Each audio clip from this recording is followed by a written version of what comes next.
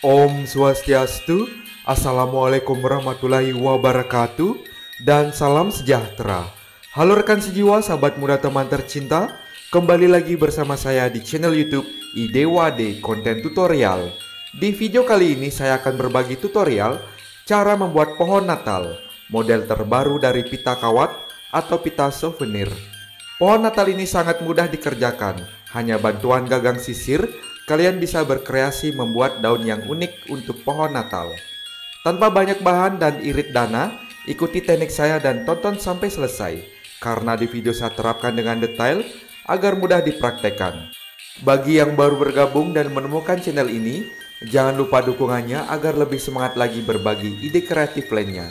Like, comment, share, dan subscribe. Aktifkan lonceng notifikasinya agar tidak ketinggalan video terbaru dari saya. Oke dan baik rekan sejiwa, sahabat muda teman tercinta, mari kita simak tutorialnya.